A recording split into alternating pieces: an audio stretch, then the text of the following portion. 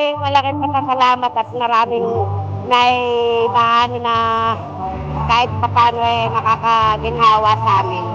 Maraming salamat.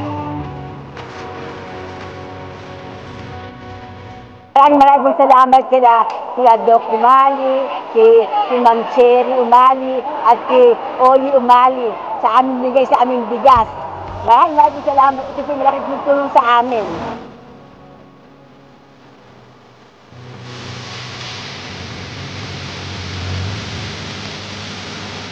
Maraming salamat po kay Gobernador Umali at kay Cherry Umali.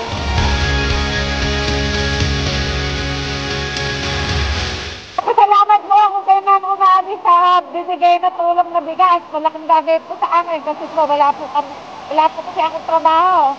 Pwede na po ako maisasahin mamaya. Maraming